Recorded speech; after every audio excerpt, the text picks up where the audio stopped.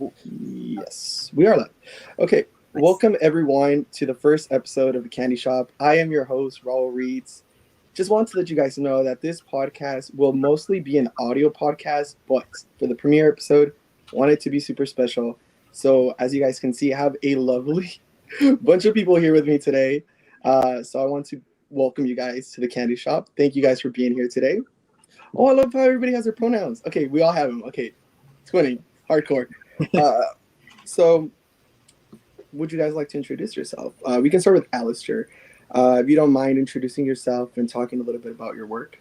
Sure. I am Alistair.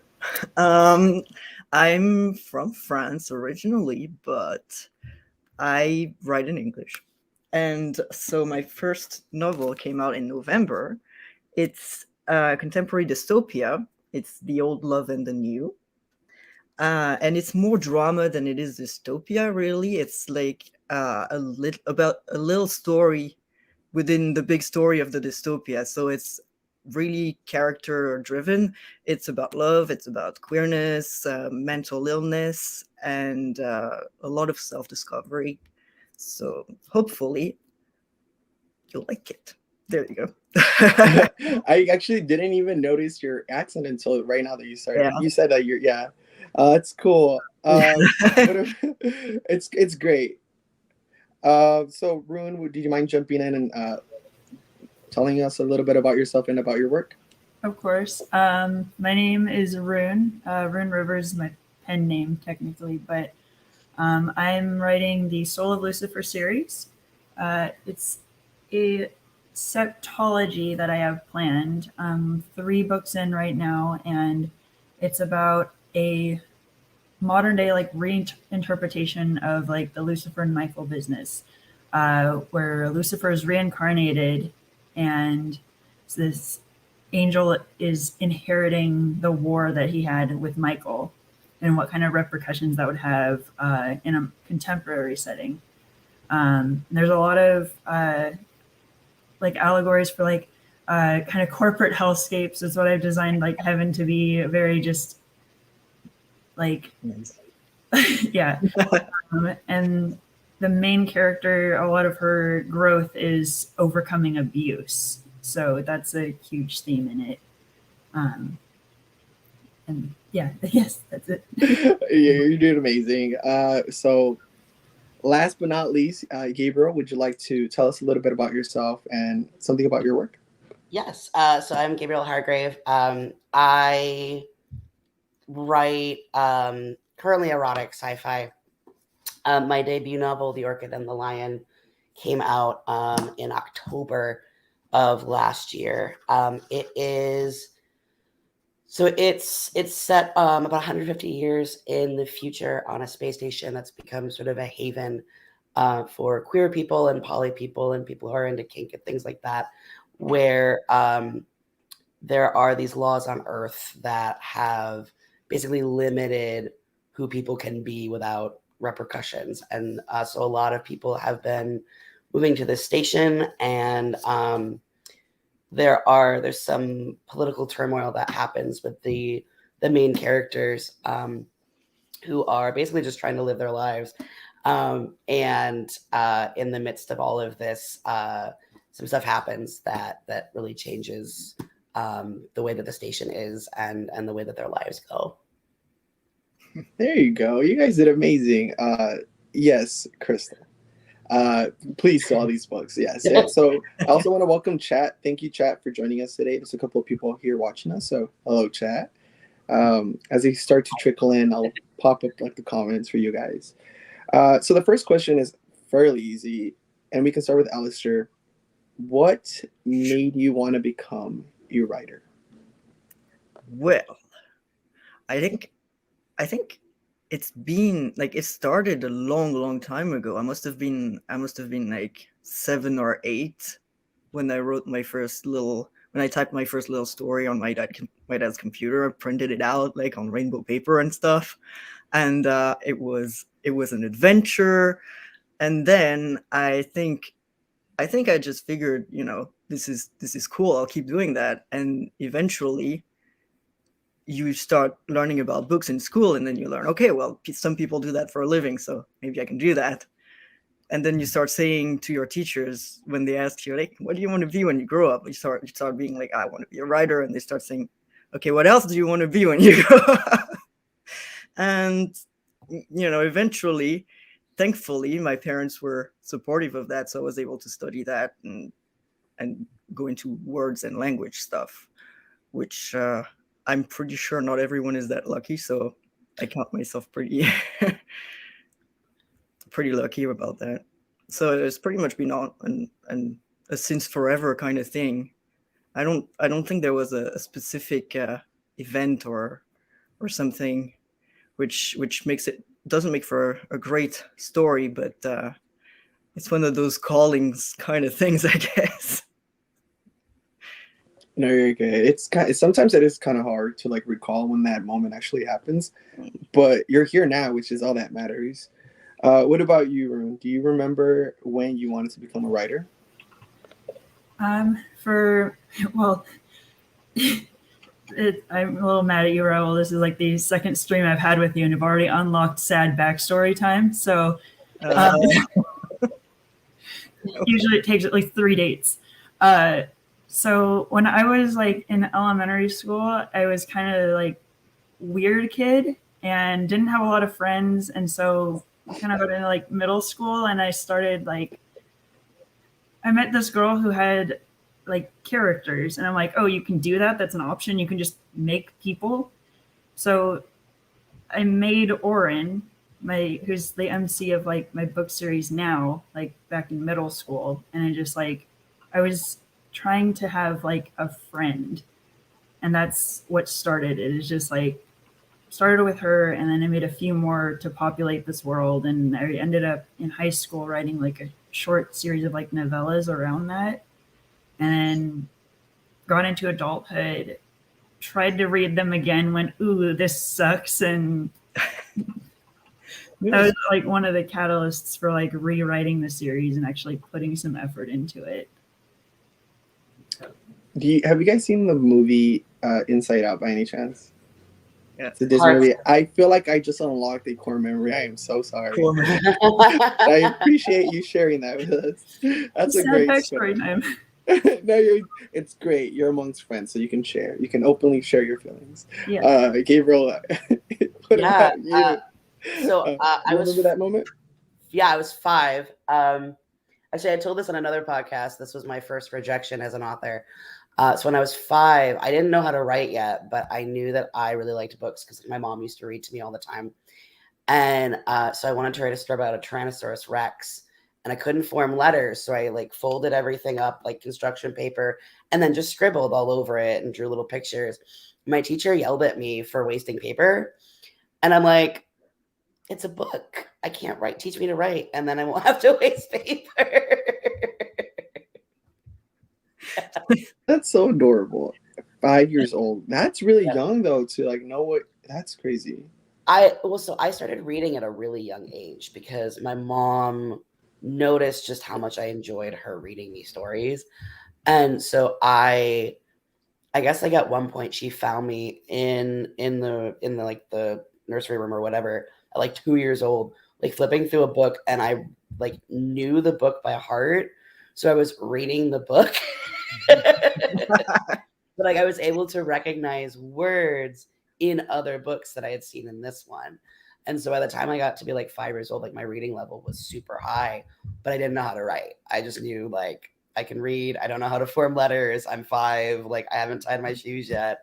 But I just like I was bitten, I think, like at 2 years old and gone, this is what I'm going to do with the rest of my life. I love that. I think Crystal said it best. Sometimes you just know in your bones that you're going to write or you got it right. And she also said, so much wasted paper. Yes. All right. Is everybody on the screen here like an avid reader? Are you guys casual readers? Or do you guys not like here and there? Are you guys too busy writing stuff? I would love to say avid reader, but it takes me a long time to read something because I sort of have to read it out loud in my mind. Like I feel like I need to form every sentence when I'm reading a book. like I've only recently discovered people just read without actually like doing an internal monologue kind of read, right? But I tend to do that, and that just means it takes a longer time, because it's like when you're listening to an audiobook, right? It takes a while. But yeah, I try to read as much as possible, for sure. Do you feel like that somehow? Like, do you feel like it's? I feel like it's with musicians the same thing. Like, when they listen to songs outside of their own work, do you think it affects or like influences your work? Is Yeah. that? Would you say that you try to stay away from it?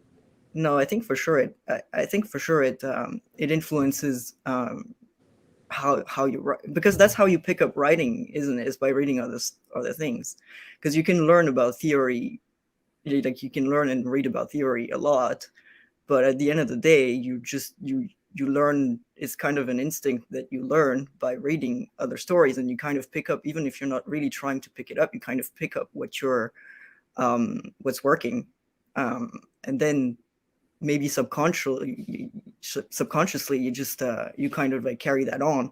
So yeah, I think for sure you do pick up stuff from what you're reading.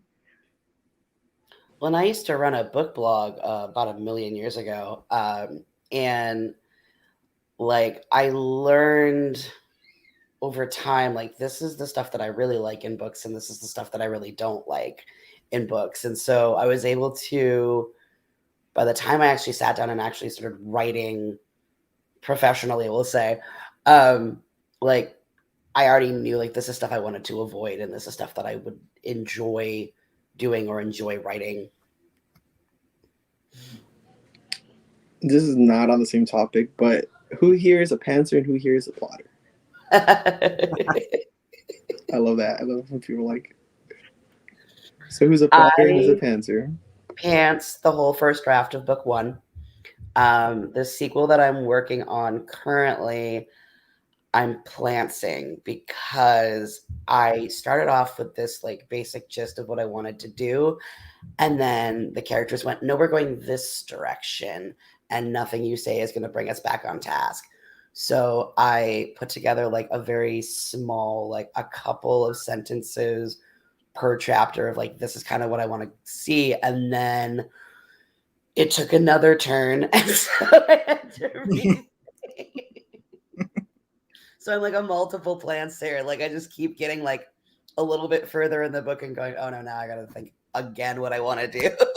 That works. That's if it works for you, that's hopefully. Oh yeah, as long as it works. What about you? I'm almost at the end. Oh, you're almost done with it? I'm almost done with the first draft. It's probably going to take me like another week or two, but it's been. I started working on that for Nano. Like I wrote like 80,000 words during Nano, and maybe 20,000 of those are going to actually make it into the first draft.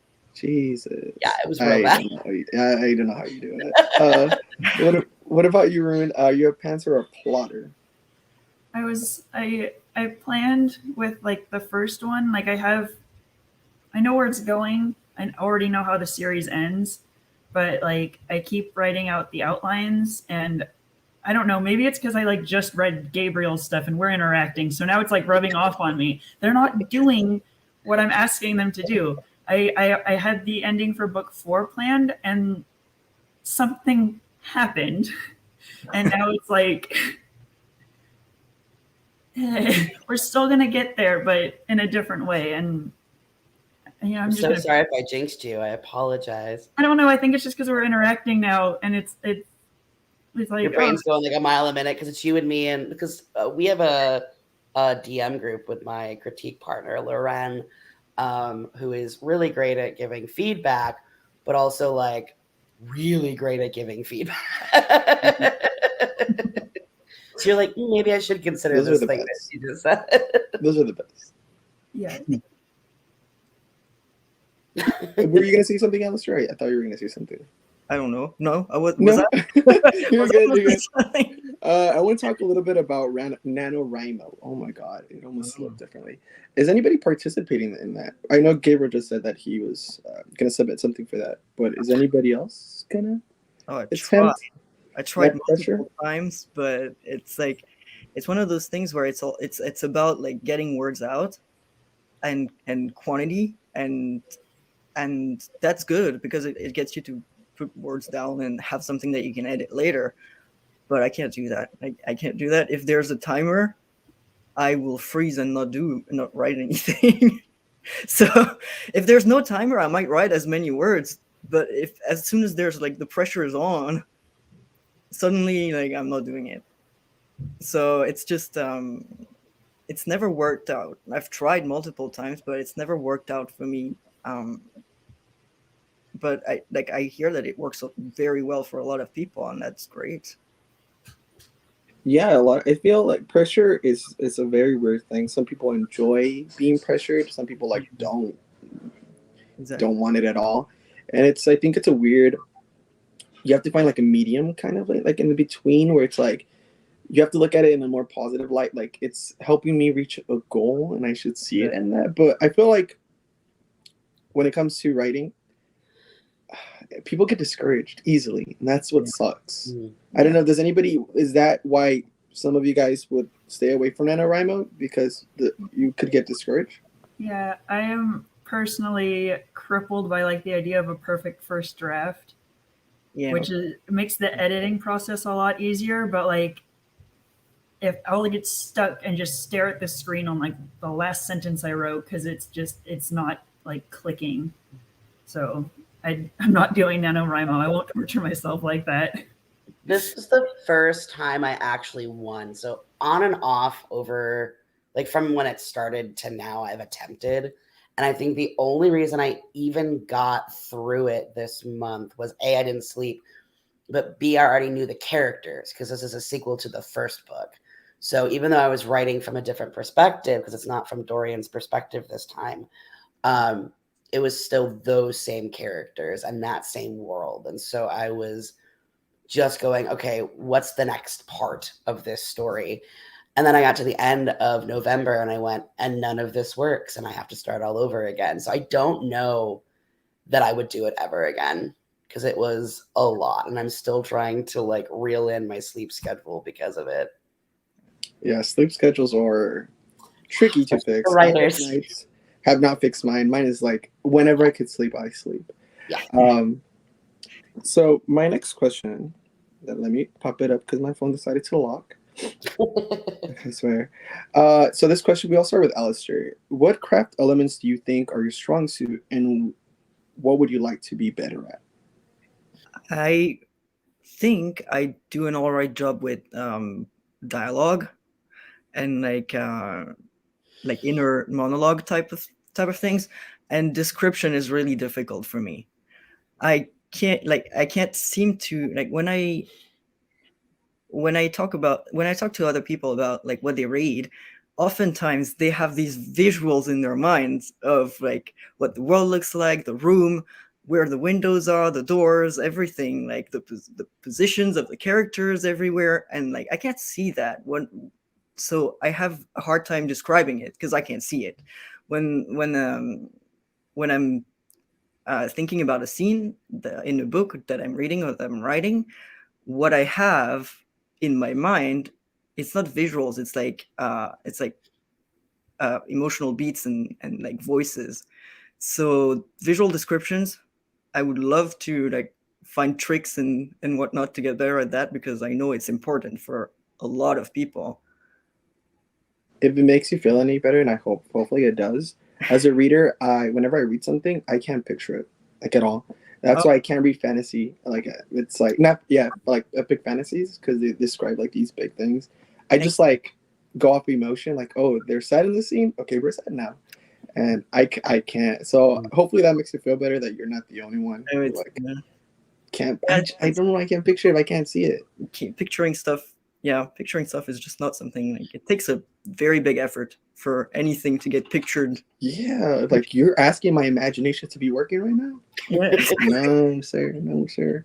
What I do is like I cast like actors, like famous actors in roles for like the characters, and that's how I see them. The last time I did that with voice, but not with visuals. But yeah, voice, yeah. Oh, yeah, I can see what you mean. Yeah. You know someone's voice and you can imagine the sentence being spoken in that voice, Yeah. but I can't see Exactly. their face saying it at all. Yeah, the last time I did that, oh my, why did I say it like that? Was for this book, for Chris Williams's book, Antibody. I cast like everybody. I was like, I'm gonna give everybody like roles, and it's gonna make it so much easier on me. And it did. I remember, like, whenever something would happen to somebody, I would get upset because I was like, why would you hurt this person? Because I'm picturing the actor. So I had a lot of fun with that one.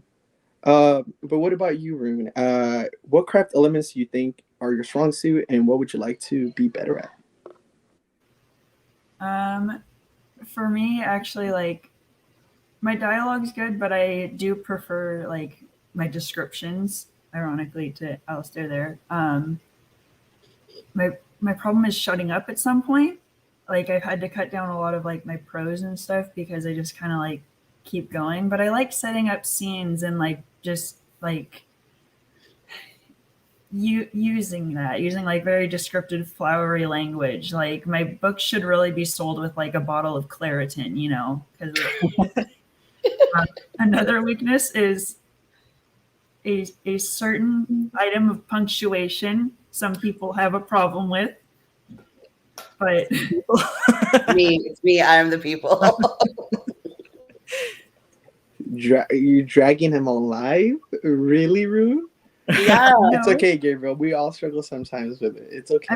I'm putting the hurt out there. So if Gabriel feels like he needs to like bring it up, this subject Actually wasn't going to. You're just insisting this whole time, just like, come on. We can leave your comments places in the DMs. Ooh, he said, I'll meet you in the DMs after the live. What about you, Gabriel? What craft elements do you think are your strong suit, and what would you like to be better at? I'm actually the same as Alistair. So my dialogue, I feel like, is probably the strongest piece of my writing. My descriptions, not only am I not great at them, but speaking of things that I get dragged for in the DMs, my descriptions are not pretty, like of rooms or things like that. So in book 2, they're in a different setting and they're in a different brothel. And when Loren and Rune read the description that I had wrote up for it, they're like, oh no, honey, we're gonna fix this. This sounds terrible. It's hideous. So I don't know what makes a good, like, nice looking room. Like I can describe characters, but you make me like come up with somebody's apartment and everybody goes, no, we need somebody to come fix your house because apparently it looks terrible. It's like no furniture, empty. Them sitting on one of those, like, what are they called? The pull-up? Oh no, there is furniture. It's just ugly furniture. It's horrible furniture. It's terrible I love you, Gabriel, but silver lamps on mahogany. Then who would match that in there? That's gross. Well, like he's not an interior designer. He said, why would the drapes be like that? That's just crazy. Yeah, you know what? Hopefully it cheers you up. While reading your book, Gabriel, I think you did a very good job. One thing that I do remember a lot is a piano. Oh yeah, The piano. I can hear it. It's weird. I think that's the only time I was able to picture something. All I can see is a big, grand piano, and like I don't know, like I felt like a big ballroom, and it's like just music playing. So you did a great job with that.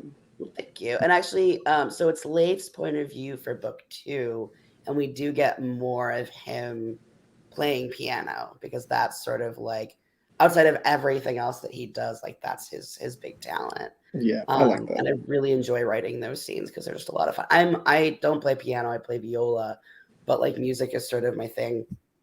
So it's nice to be able to bring that element in. I can play piano. Does anybody else play instruments? A little bit. A little bit? Tiny little bit. What can Guitar. you play? Oh, guitar. Yeah, guitar. I could never. I can never play I've guitar. attempted. That's It's hard. hard. I'm just like, Oh yeah, like I'll get well, arthritis or something. I used to play piano a little bit as well, but I'm pretty sure now I couldn't get back. I would have to get back into it. Like it would take a little while for it to come back because it's been years since I've seen one. It's easy to learn it though. Like my favorite song, well, my favorite songs to play are Nightmare on Elm Street, the theme song, and Twinkle Twinkle Little Star. Those are like the best ones. Oh. I mentioned this yesterday, but it's like super easy to play them. So you should try that. All right, so we know you guys have been successful in releasing at least one body of work. Rune beat all of us and he has 3 out. So he's doing great. But is there anything you guys have written that you decided just won't see the light of day? Is there anything hiding like in your drawer? Like, no, bitch, you're not coming out anytime soon. Is there anything you guys have worked on and like might give us like a little description, a little summary? I'm gonna go first so people forget about it because the other people will go after me, hopefully. So there's a novel on my computer that no one will ever see. And that's actually not what I'm going to talk about, but it was something that I wrote like in college in like a week that was just pure fluff. But when I was in middle school, so 8th grade maybe, the Korn Make Me Bad music video came out, if anybody knows that song or that video. And I, no lie, wrote like a short little novella based on that music video. And I finished it and I read it and then I tore it up and I threw it out. It was so bad. So you would say music inspires you? Okay, apparently then it did. But why did you rip it apart? It was honestly, I was just really like disappointed in it. And I'm glad it doesn't exist because I would read it now and probably die of embarrassment, like just on the floor dead. Because it was 8th grade. Nobody does anything well in 8th grade. Nothing. No one's good at anything in 8th grade. What 8th grade is like? Oh, so sorry, I was like, you have maybe like 12. 12, yeah. Yeah. Oh, well, that's very young. You can't still feel embarrassed about stuff you write at 12. You can't be held accountable for that. But people read it and knew that it existed. I had a couple of friends that read it. So there's people out there who have seen it, who know, besides me, how bad it was. Does anybody else have any stories that won't see the light of day? I would like to have finished more than one story, but I've got nothing finished that won't see the light of day. Everything I got is gold. We're good. Like lots of beginnings and lots of beginnings that suck, but of course they won't see the light of day because they're not finished. Yeah. I don't have anything that I'm holding back on because I just haven't finished anything else. Yeah, I mean the odd fanfic, but that's like, of course they won't see the light of day. It's a fanfic. So. Some of us have posted our fan fiction, so some people do publish fanfics. Oh yeah. I mean it's somewhere. It's online. You can probably find it. What about you, Rune? Do you have anything hidden? For now, the novellas that my current series is like based on, because like I wrote them when I was in high school, so I don't know. Maybe someday, like if this series makes it big, maybe I'll do like a charity stream where I like read from them. That would be fun. But other than that, like I just keep them around. So if I feel like really sad about my writing, I can just open that up and be like, their growth has happened. You're like the improvement. Yeah. Like, that's called growth right there. Yeah. Chris wants to know, do you guys have any any secret pen names? But it's a secret. Is it a secret? Oh, but it's a secret. You're on something. No. Do you guys have any just that you might want to reveal? We're actually, you know what? If you have was there like any like pen names you were like considering before going with what you have now? Like, did anybody say, I want this to be my pen name? So technically, my current name was going to be originally my pen name. It was going to be my dead name and then Hargrave as my last name. And then when I was like, hey, I'm transitioning, I was like, well, I kind of really like this last name, so I'm gonna like change the whole name. Oh. So like, I guess this was sort of like a pen name, and now it's not. Oh, you changed. Oh yeah, so you changed your last name as well as your friend. Yeah, yeah. You can do And that. middle, just I a don't whole think thing. you can do that. I don't Huh. think you can do that here. I mean, Canada. I don't think you can. I don't think I could Oh, have done that. interesting. That's Huh. I probably depends on the country. Right. Interesting. Interesting. I don't know any about the rules like that. I want to change my last name, but Oh, we shall see. So this question is for Gabriel. What's one misconception people have about erotica novels that you've come across? Because your book is an erotica. Yes, it is. So I think, like, for one thing, before I ever even attempted to do this, I had misconceptions about the genre because, like, it wasn't that I had never read it. I had, but there's this push for authors to continually publish in order to, like, keep their name out there and make money. And so you get really, really good stuff, but there's also some not so great stuff.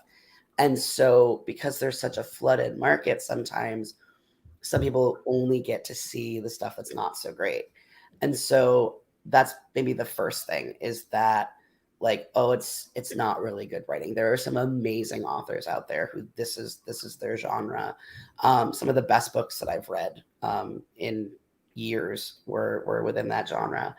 But I think also that a lot of people get this idea that it's only ever about sex. There's not any, like, plot or character development or anything like that, which for, like, some short stories, yes, but some longer novellas and novels, like, there's some really meaty stuff out there that, I mean, not even just mine, although mine does have, like, a plot and it tackles some social issues, and there's a lot of development within the characters and of the like the background, um, the homophobia and the transphobia and stuff like that that is on Earth that's now starting to affect this station.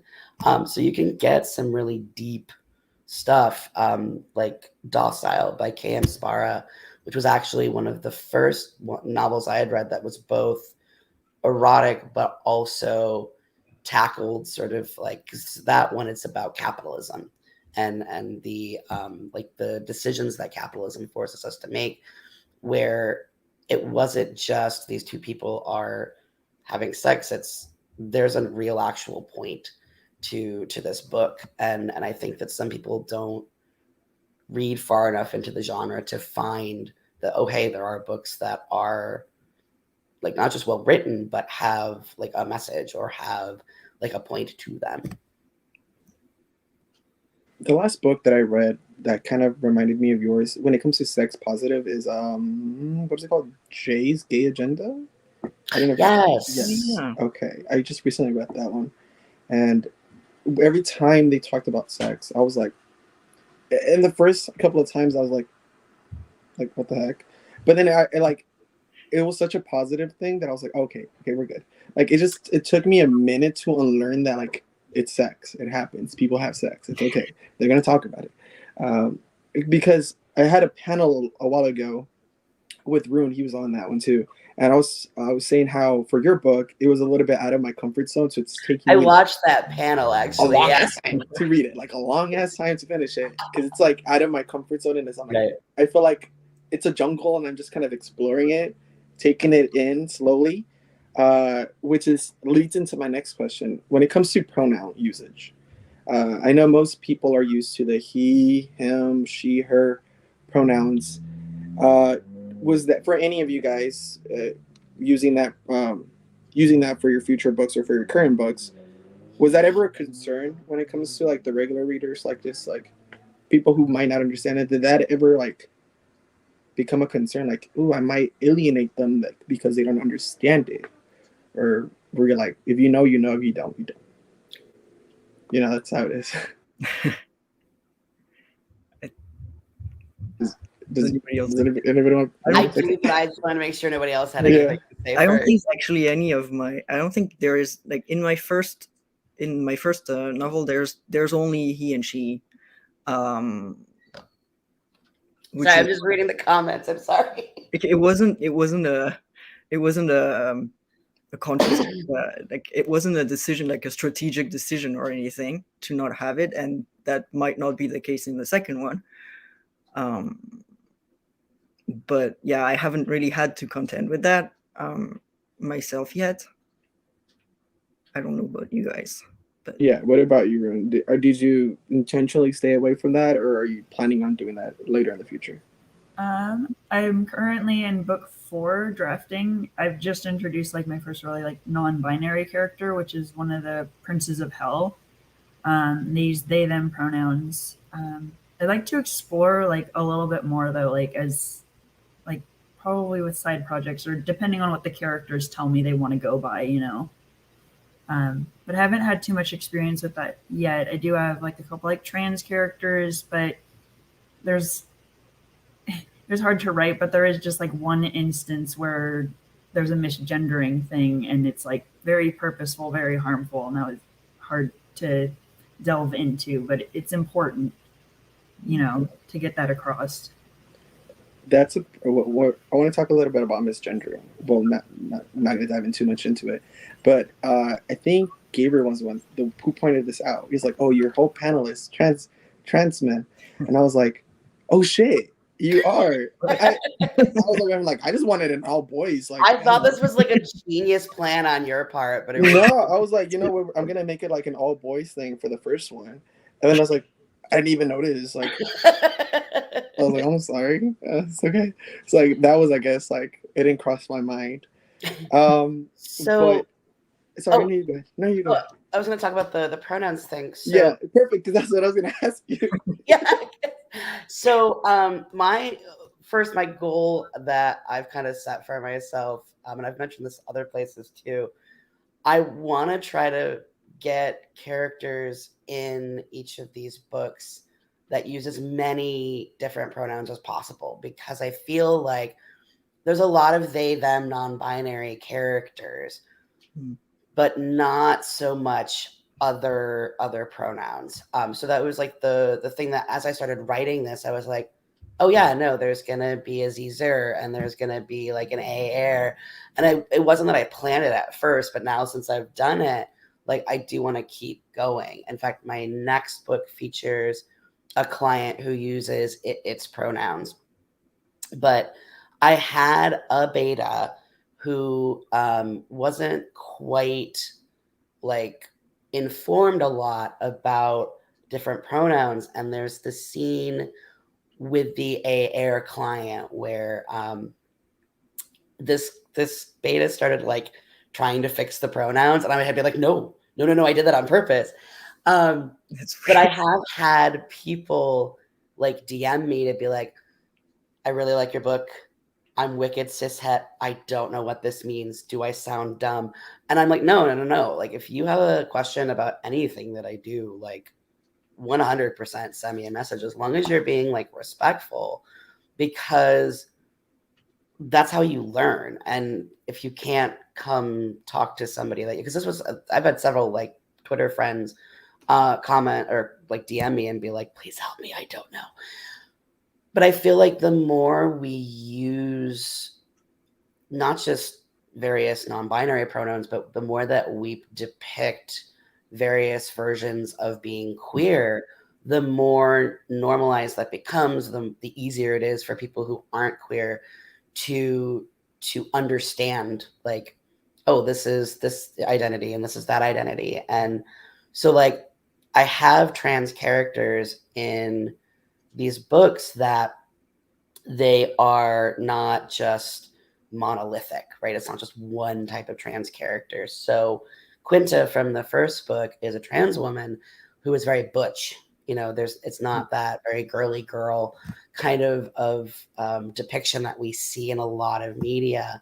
And there are other clients or other characters who, like with Dorian, he is a cis man, but he's femme. Like, you basically never see him out of a dress or a skirt. And I have had people message me and be like, Dorian's a dude, right? I'm like, yes, this is on purpose. Like, when I started writing this book, I was like, I want this to be sort of a love letter to queer people, because I feel like we get the same depictions of queer people over and over and over again, because there's all these stereotypes. And because a lot of the people writing these narratives, especially in like TV and movies, they're not queer. and they don't consult with people, and they don't. So we get these cookie cutter queer characters, and I was like, no, I want off the wall, and anything and everything can and will show up by the time this trilogy is over with. I love that. The first time I ever encountered the pronouns they and them was when I interviewed Patrick Scattergood, and they linked the interview, and when they described me, they're like, "Go to Raul Reeds' channel." They use they and them pronouns for me, and I was like, "This is pretty." It felt new and like different. I was like, "Should I use these pronouns as well?" Did it awaken something in you? I felt like, wait a minute, hold up. But I do prefer the he him. But I did like it when they used them on me. I was like, okay, I'll take it. I want to talk a little bit about inspiration. What inspires you guys? Is there like an author, a specific person in your life, music, movies? What gets those wheels turning in your head? Let's start with Alistair. Oh no, it starts with me. I'm thinking usually it's experiences. It's like watching people and meeting people and observing interactions in the world and learning about the world. There's always something interesting going on. There's always something that's going to be that's going to make you think about something else, that's going to make you think about something else, and that's how I like to build on stories. The first spark of inspiration for me, it was like, for my first book, it was actually a prompt. It was a French competition, like a writing competition prompt, and then once that's done, I think where I'm better at getting inspired by little bits and pieces everywhere. It's when it comes to adding stuff, adding layers, and extra hobbies for characters, extra backgrounds, and I think it's just a matter of when you see people and when you observe people, it just kind of like you become a bit of a sponge, and then things pop up here and there because you've heard it somewhere, you know. I love that. You take inspiration pretty much from life. I love that. Life inspires you. Definitely. I love that. It's that. Oh my god! Not me stuttering. Can't even speak English.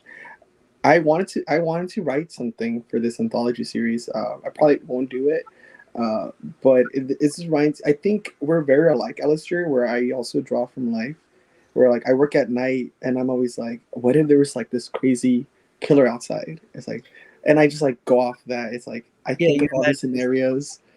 Yeah, I love that. So I'm so glad that we're actually being like, I can actually talk to you, and it's I can see that we think alike, and that's like, I think that's the best thing. Yeah. Like meeting like-minded people. What about you, Rune? What inspires you? What gets those gears in motion in your head? On being around other people helps a lot, and then because in my I'm a structural body worker, like my day job, so I do massage therapy, and so it's a very like empathic sort of line of work. So it really helps, like it helps to help people, and like to think about how like they see the world, and realizing that like the person you're working on is like they go home and do their own thing. They have their own story, and like it's quiet. It's pretty quiet during a massage, so I can start making things up almost in my brain a little bit. Just like, what's your story? Where have you been? What happened to this leg here? And you can apply that with like characters, and just making things up, maybe out of boredom, maybe because it's like the world is so bleak right now, and I need to know that people have empathy, and they're experiencing like things that I am, like joy, pain, whatever else. But it's easier to write it down, because conversations don't go like how you write them. And yeah. No, I can see where you're coming from. It's especially right now, like everything seems a little bit like gray, like black and white. It's just like there's no color. So it's a great time to be a reader, like a writer too, that you can escape and actually like dive into worlds. I will let you answer the question, Gabriel, but I wanted to add a new one in there. A lot of, well, when you think of queer, the word queer, some people view it as a slur, but some people see it as a term that is we're able to use, right? It's fine. So when you think of the word queer now, that somber story, that traumatic story, right? A lot of people associate that with like, oh, it's a gay book. It's gonna be sad. Someone's gonna die. They're gonna get an illness, some shit like that, right? So for your stories, did you guys want to avoid that path, or were like, no, my story is going down that path, and I have to say that. I have to tell it like that. We can start with Gabriel because we can start with the what inspires you, and then we can go off that question. So I do a lot of RPGs, like TTRPGs, with some friends of mine, which is actually where the character of Dorian came from. They're very different. Like game version of Dorian is wildly different from book version, but it started with this same. It is a cis gay femme sex worker, and he sort of like burrowed into my brain and wouldn't leave until I wrote about him. But so a lot of that storytelling that I do with my friends when we do like D&D, or we've done like Monster of the Week or Dialect, things like that. Having that collaborative sort of storytelling has informed a lot of what I've done. But I also I shamelessly will admit that I'll be watching something or listening to something and an idea will like pop into my brain, and it's not based on what I'm looking at. It's just a tangential idea that came out of it. Like, what if it was different? What if it was this way instead of that way? So the second question, when I first started working on this book, I had no idea that it was going to be anything other than just sex. That was the plan. And within the first chapter, this story started popping up about the purity laws and about how the station was a haven for people. And I didn't want it to be a sad story. I wanted it to be, something that people do have real joy and they find real happiness and comfort. But as the story went on, there was this deeper narrative where these people are happy who they are. That part is the joy and the beauty of it. But there are people trying to dull their sparkle, so to speak. The villain of the whole narrative, Rune was mentioning earlier about a purposeful misgendering in his book. I have that as well. There's themes of homophobia and transphobia and horophobia throughout the book with the bad guys. It's not like this is something that isn't called out. It 100% is, but it's a reality of queer people's lives that we don't always get to be warm and fuzzy. We do have these situations where people are very much against us, but also the world at large. I had talked about this on a different podcast.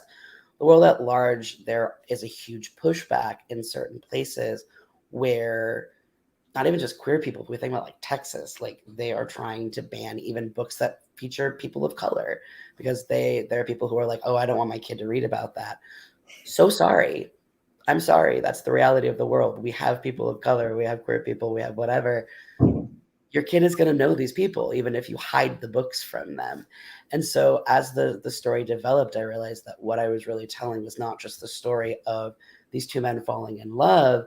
It was them doing it and finding happiness while the rest of the world was against them or starting to be against them, which I feel is a relatable experience for a lot of queer people of, oh, my family isn't supportive, or my family is, but some of my friends weren't and they left, or I have to hide this because of my job or things like that. Do you know when I realized that hate is like taught to kids? Do you guys know the show That's a Raven? Yes. Yes. Okay. There's an episode where Raven and Chelsea apply to this store, and they don't hire Raven because she's black. Does everybody remember that episode by any chance? I haven't seen I it. never watched it, but I know people who did, and I've heard of this episode before. It's a great show. Like, it taught like great values, and I showed it to my sister. Not that episode, but we're Disney Plus. You know, we're watching the show, and she like, well, okay, when that scene happened about like telling Raven the reason why she wasn't getting hired, my sister, who's I think she's 12 or 13, she's really young, and she's like, oh, I don't get it.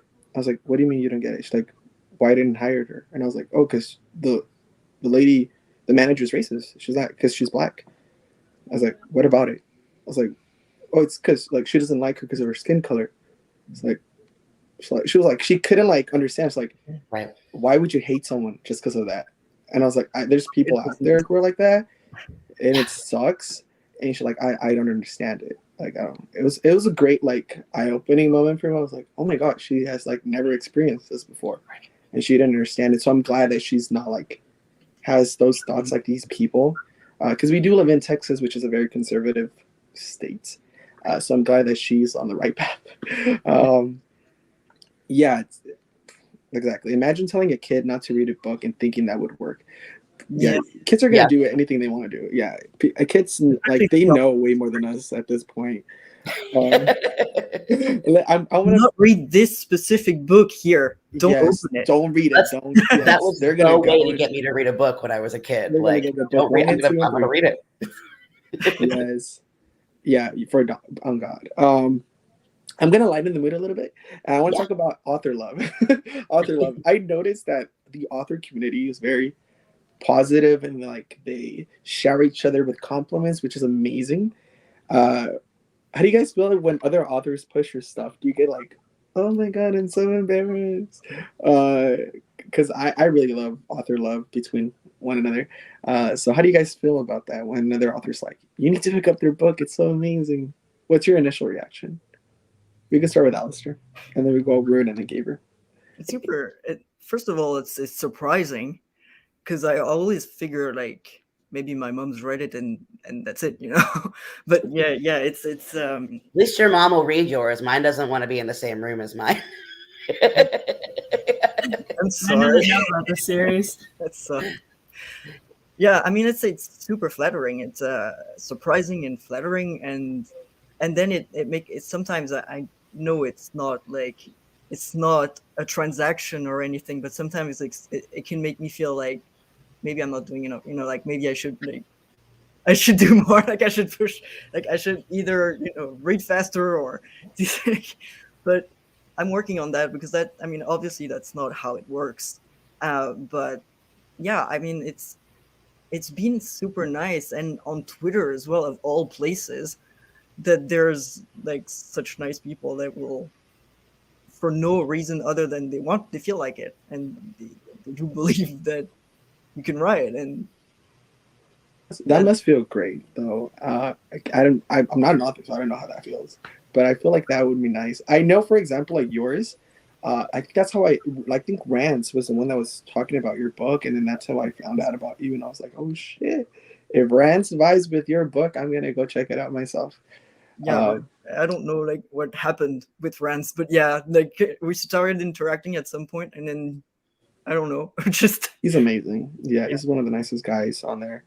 So I'm glad because your interview, that's how I was listening to it. I was like, so this is what Alistair sounds like. Okay.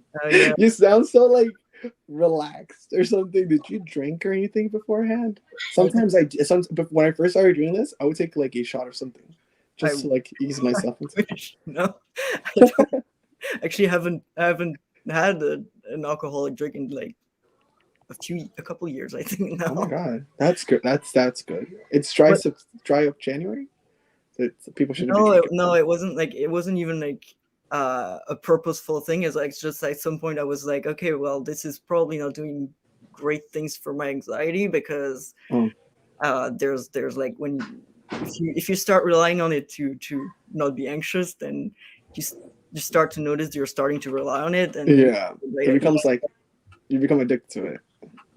but then I mean, it's stressful at first when you start talking to people, and I have pretty bad social anxiety, but I think once you're talking, it's just it's easier. It's the Yeah. moments before, you know.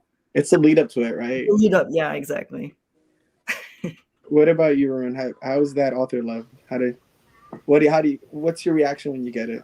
Mostly like ugly sobbing because it's just like, you know, and so it's just like all caps thank yous, as many emojis as I can throw in that response message, just because it's overwhelming, and I need them to understand that I'm overwhelmed, and like I really appreciate like what they're doing. Um, but yeah, it's so weird because like I'm just writing these like for me, you know.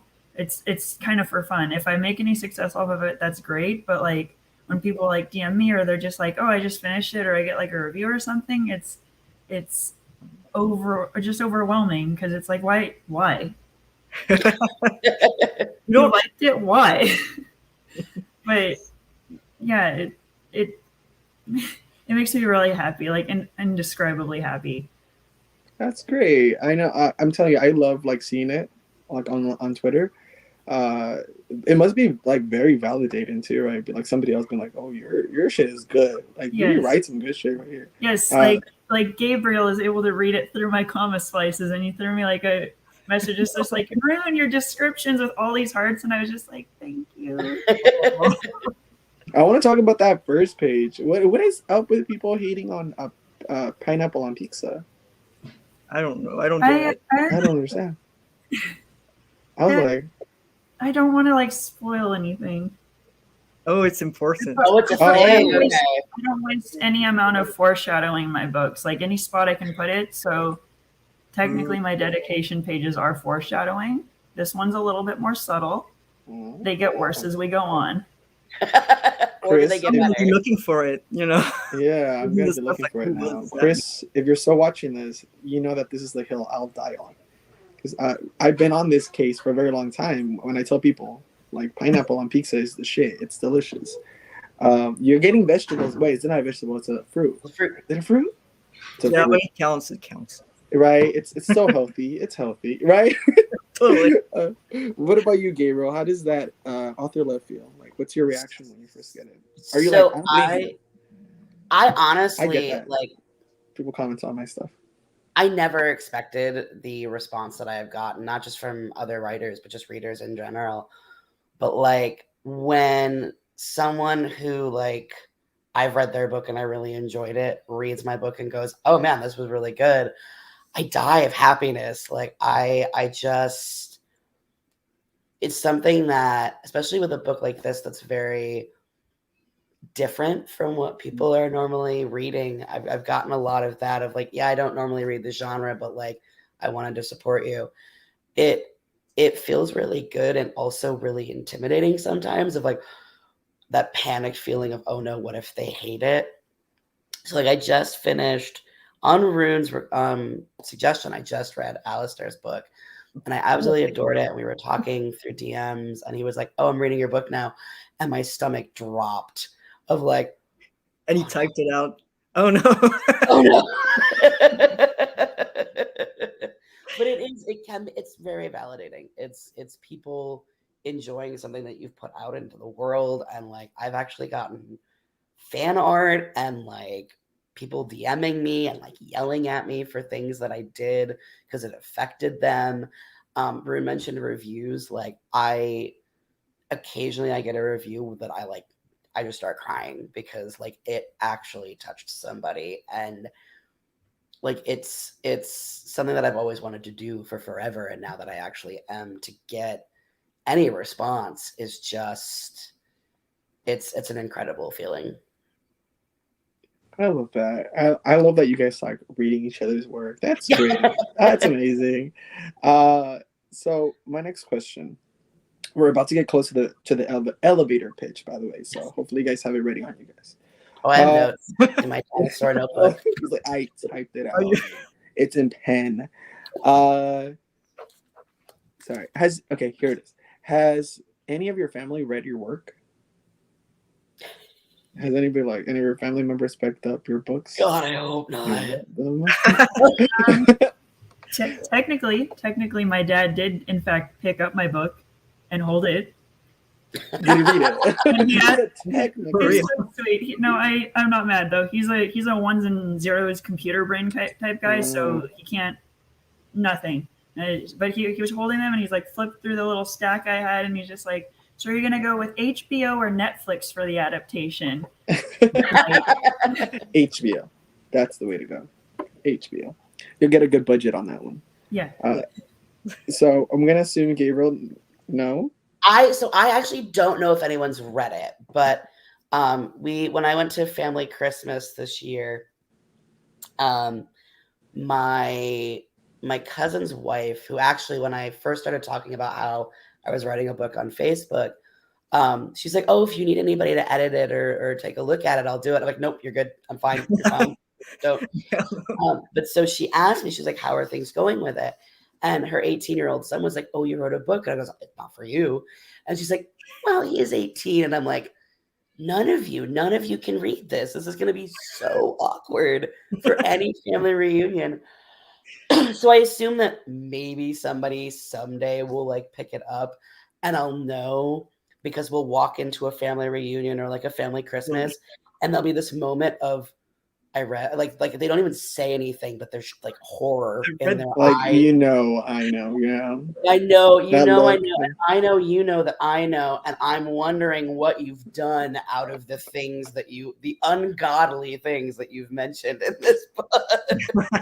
When it comes to sexy time, in books, how do you guys get into that mind frame, Alistair? How would you, when it comes to like, I'm gonna write this scene, I sexy mean, time, let's get it. the sex scenes in my book are not particularly nice. They're not They're not. bad. I mean, they're not. I don't mean that they're bad or that they're, and I make sure that it's consensual, but it's never like it's not really the point of the scene is never really to turn the reader on, or it's like it's not a romance, and the romantic elements, they're not the same as the sex scenes. Like they're not, these don't go like hand in hand really. So I mean, I don't know. I think it's kind of like, for me anyway, it's kind of like any other highly emotional scene where, you kind of have to get, okay, I'm going to write this important bit now. So I'm just like going to think about it for a while. And then I know that there's like a beginning, a middle, and an end, like any other scene. And so I know where it's supposed to go, what's supposed to change over the scene, what the goals are, why everyone's there and why they're doing that now.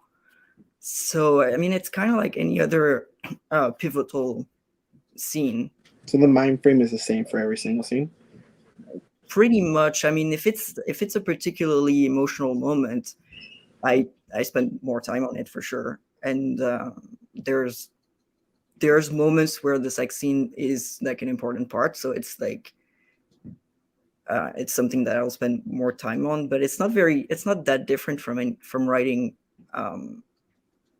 another like a mental breakdown scene or a panic attack scene, or it's just this little piece of time, this little moment that's going to tell something about the character. So I'm glad that you're comfortable with writing stuff like that. I could never. I don't know what I would do.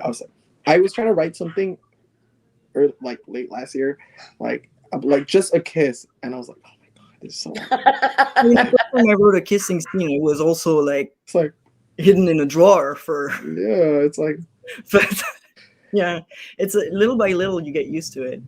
Yeah, I think you got it down. I want to get on that mind frame, like that it's just a regular scene.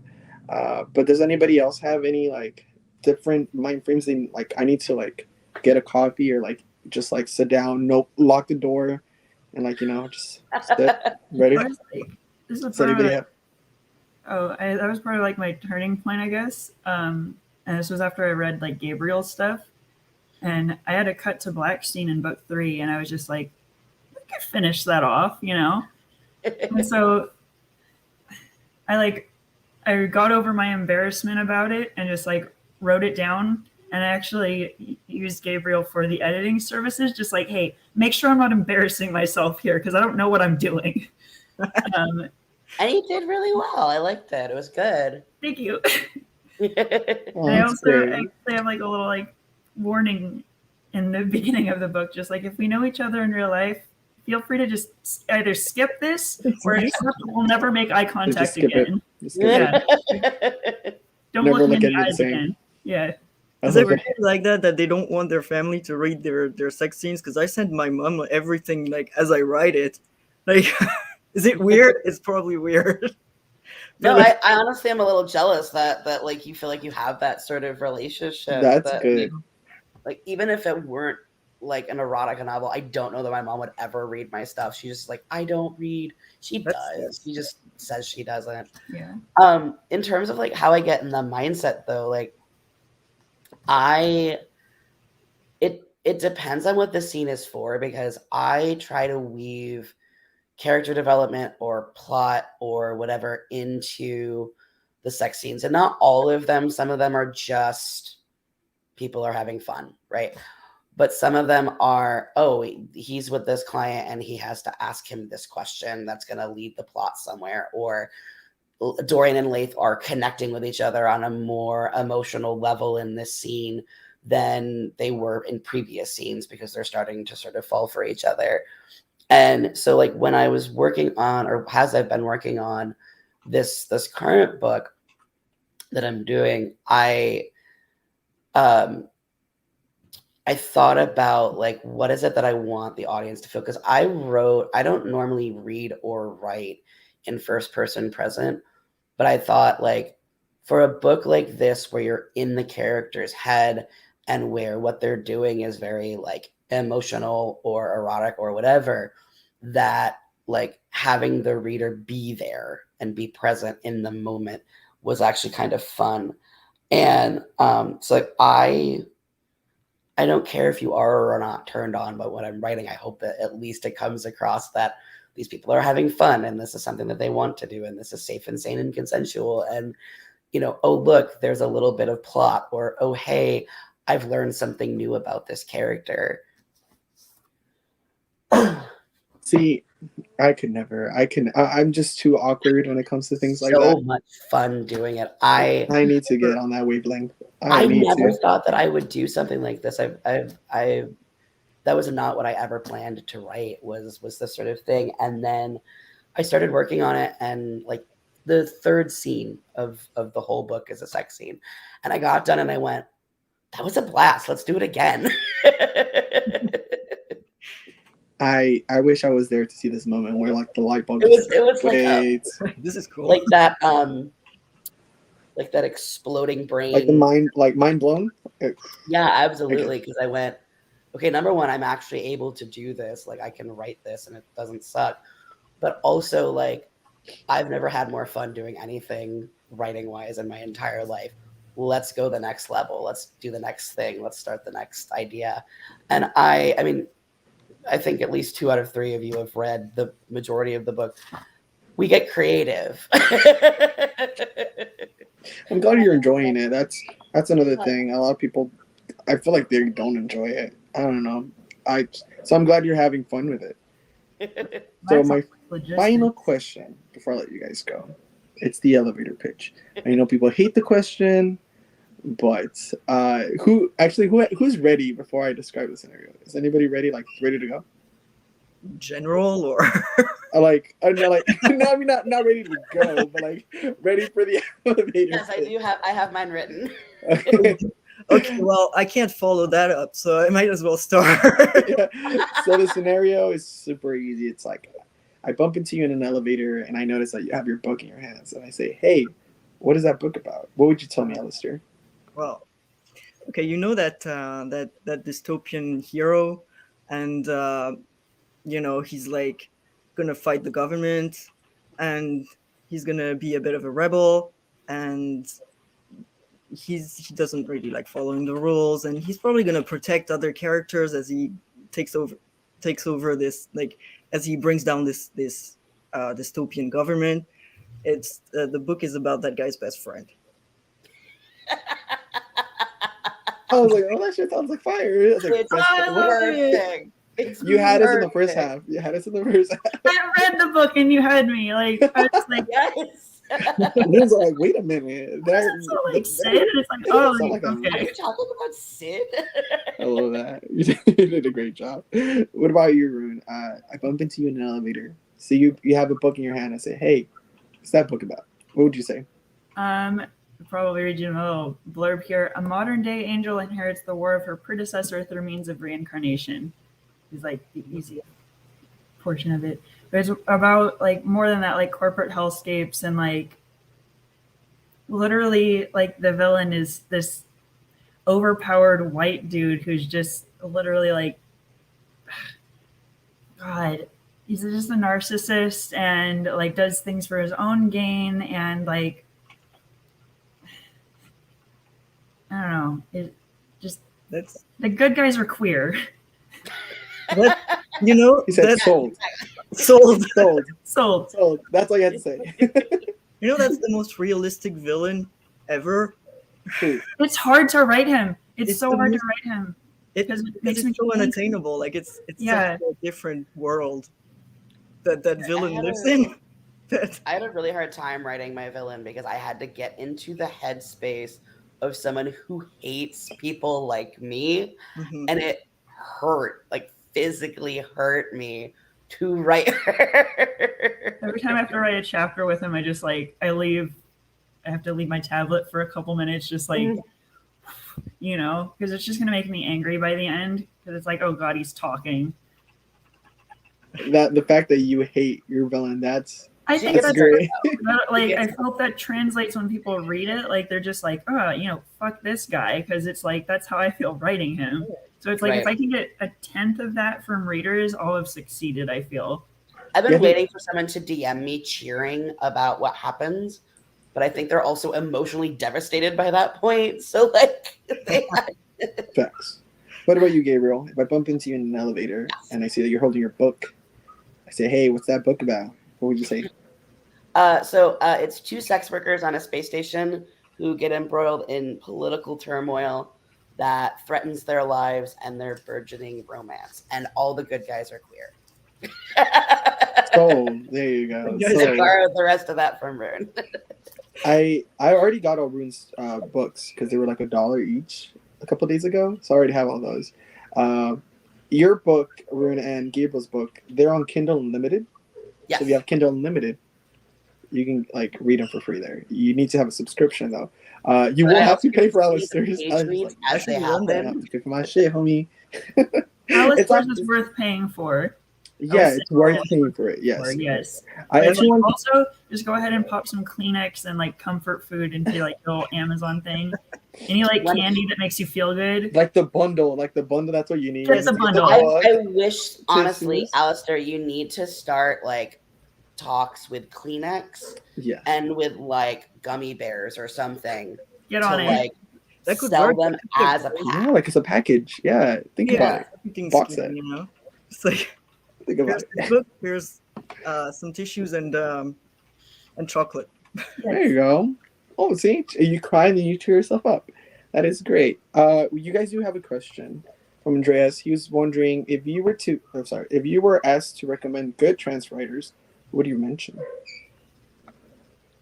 You just I'm like gonna points bring at these guys. Besides, Point at each other, like Yeah. everybody on the screen.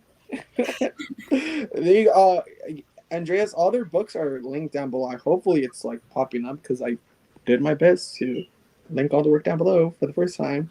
So hopefully, all their stuff is down there, Andreas. Hopefully, you can I pick something really up. should make up a list though, because I'm friends with other trans authors on Twitter, but I never think to like make a list when I do one of these because I don't know if that question's gonna come up. Mm-hmm. But I could even, if you remind me, I Mhm. can send you like a list of the ones that I know of that I've read or at least am familiar with. If you wanted to add that to the show notes so that people could see that, Yeah, just a definitely. reminder. My memory is terrible. Yeah, when anything in the moment is like blank. I trust me. I don't even know what my last name is right now. I'm like, what is Yeah. it? All I know is fine dining and breathing. It's not reads. You know what cracked me up? Eric Raglan cracked me up so hard during our interview. Had a lot of technical difficulties, but when I was on screen with him, he's like, "Oh, Eric Raglan is my pen name." I was like, "Your last name is not Raglan?" He was like, "No, it's not Raglan. It's something else." I was like, "It's okay. My last name is not Reeds, and we're being honest." And he goes, "Oh, okay." He's like, "I didn't think so." I love that interview so much, but it's like one of my most embarrassing ones. Do you guys know the term 86? 86 it? Yes. Yes. Okay. So tell me why I say we should instead of saying we should just 86 it, I say we should just 69 it. And it got so awkward. I mean, he laughed at it. Yes, I said that during the interview. I said, and it was live too. I said we should just 69 it. So everybody on this screen, everybody who's on chat, you heard me correct. I embarrassed myself. You can clip it. He just said it a bunch of times. I said it a bunch of times. You said it several times. My friends make fun of me when we play Fortnite. They're like, "Oh, Eric Raglan, did you say that again?" I was like, "No, not this time." Oh my god, not this time. Before I let you guys go, do you guys have any plans for the weekend by any chance? Writing. Writing, I love that. Busy man. Writing and editing. Yeah. Writing, editing, that's fun. I've got a couple of clients that I edit for that because of this move, I like a little behind on. So if you're watching, I love you and I am gonna work on it. I promise. What about you, Alistair? Any plans this weekend? Probably outlining. Because I You still guys are have, busy bees. I do outline. I know you guys pants your books, and I can't do that. It doesn't get done if I don't outline. It'll rub off on you. Don't worry about it. Yeah, you just gotta hang out with them. Directions, but there is an original outline, and it's full of holes. So there is that. You're good. Just gotta hang out with them a little bit longer. You'll be fine. Yeah. Sure. It's gonna be great. All right, we have reached the end of the first episode. Thank you guys so much for joining me today. It was a lot of fun. Next episode is next Saturday, and that's with Colin Brooks. So make sure to go check that out. This episode will be out on Spotify hopefully tomorrow morning. That's fingers crossed on Spotify, or maybe late tonight. I'm not sure. Just keep your eyes peeled, or actually your ears, because you're gonna be listening to it. All their books are linked down below. Pick them up. They're great. Thank you guys for joining me today. I just can't say thank you enough for premiering the first episode with me. It felt great. Just like not by myself, because that was the original plan, just by myself. Thank you, Andreas, for joining us. All right. Well, bye, everybody. You guys have a nice day. Adios. Thank you.